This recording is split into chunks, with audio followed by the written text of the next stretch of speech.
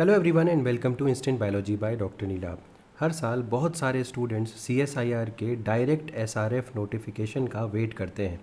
अब direct SRF ज़्यादातर उन स्टूडेंट्स के लिए इम्पॉर्टेंट है जो कि पीएचडी ज्वाइन करना चाहते हैं या पीएचडी कर रहे हैं बट उनके पास कोई फेलोशिप नहीं है।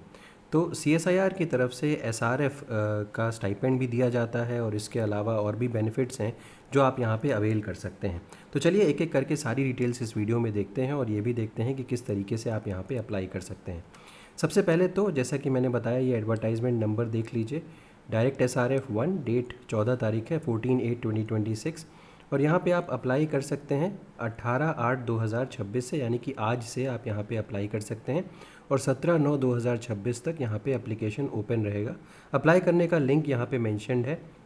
इस पीडीएफ का लिंक डिस्क्रिप्शन सेक्शन में मिल जाएगा ताकि आप डायरेक्टली क्लिक करके यहाँ पे आ सकें। सिर्फ और सिर्फ ऑनलाइन ही एप्लीकेशन यहाँ पे एक्सेप्ट किए जाएंगे। इनिशियली सीएसआईआर के बारे में कुछ दिया हुआ है और उसके बाद एसेंशियल क्वालिफिकेशन जो सबसे इम्पॉर्टेंट है इसमें, उसको देख लेते हैं। अगर आपने एमएससी, बीई या बीटेक किया हुआ है 55% मार्क्स से और इसके अलावा एक पब्लिकेशन भी है आपका एससीआई जर्नल में, और उसके अलावा आपके पास 2 साल का पोस्ट एमएससी या बीई बीटेक का रिसर्च एक्सपीरियंस है, तो आप यहाँ पे अप्लाई कर सकते हैं एज एविडेंस फ्रॉम फेलोशिप और from the date of registration of PhD. मतलब पीएचडी आपकी रजिस्ट्रेशन हो चुकी है और 2 साल का आपके पास एक्सपीरियंस भी है, 55% मार्क्स रह चुके हैं एमएससी, बीई, बीटेक में, तो अप्लाई कर सकते हैं। इसके अलावा अगर एमई, एमटेक की डिग्री है और 60% मार्क्स हैं तो आप डायरेक्टली अप्लाई कर सकते हैं यहाँ पे। आपको ज़रूरी नहीं है कि 2 साल का एक्सपीरियंस हो। इसके अलावा बीई, बीटेक अगर है 60% मार्क्स के साथ 2 साल का एक्सपीरियंस भी है तो भी अप्लाई कर सकते हैं।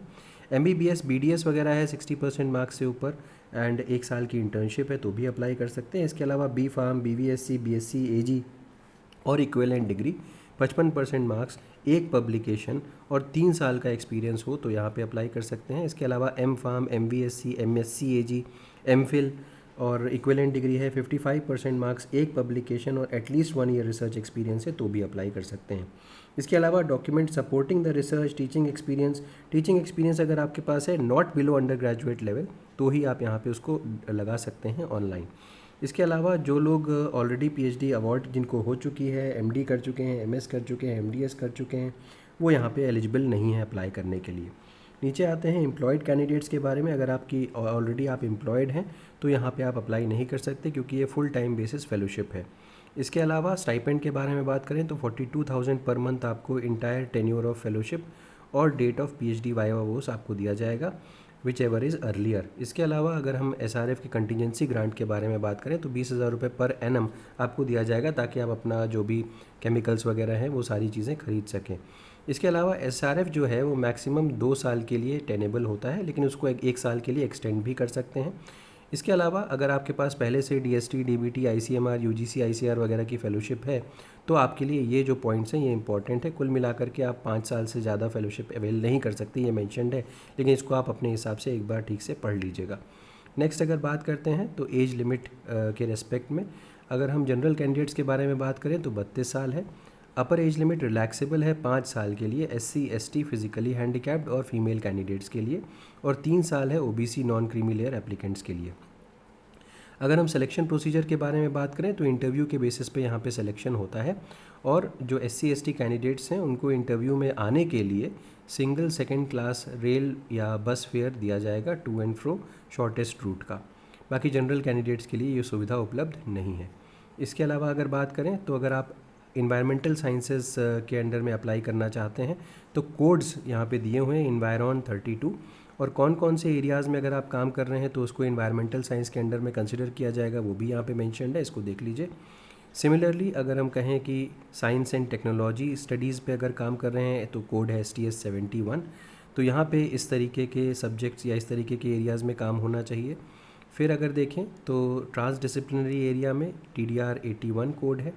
इसके अलावा अगर हम देखें तो इंस्ट्रक्शंस यहाँ पे डायरेक्टली दिए हुए हैं।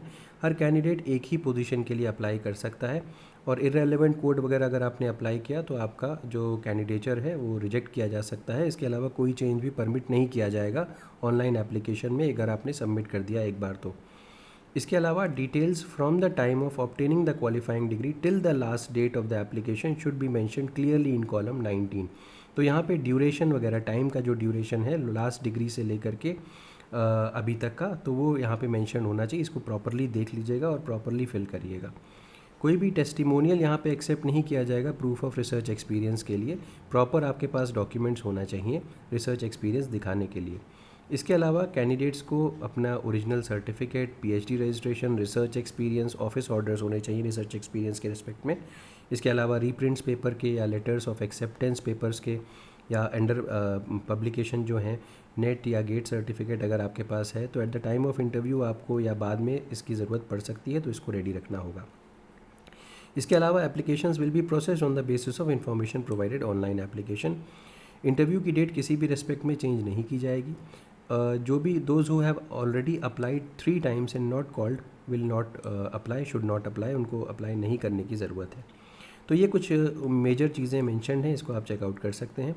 यहाँ पे इंपॉर्टेंट इंस्ट्रक्शंस दिए हुए हैं कि फॉर्म कैसे फिल करना है। सिर्फ ऑनलाइन ही फिल करना है। सबसे पहले रजिस्टर करिए, रजिस्टर करने के बाद फिर आप अप्लाई कर सकते हैं। आपको प्रॉपरली रिव्यू कर लेने की ज़रूरत है। जो भी एडवर्टीज़मेंट निकाला गया है इस पेज को प्रॉपरली पढ़ने की ज़रूरत है, उसके बाद ही अप्लाई करें। इसके अलावा FAQ सेक्शन को भी प्रॉपरली पढ़ लें। ओनली 1 एप्लीकेशन ही पर स्टूडेंट यहाँ पे दिया जाएगा। करेक्ट ईमेल आईडी वगैरह देने की ज़रूरत है। लास्ट मिनट रश को अवॉइड करने के लिए प्रॉपरली टाइम के पहले अप्लाई कर दें। कौन कौन से डॉक्यूमेंट्स चाहिए होंगे आपको अप्लाई करते टाइम, ये यहाँ पे मेंशन्ड है, इसको चेकआउट कर लीजिएगा।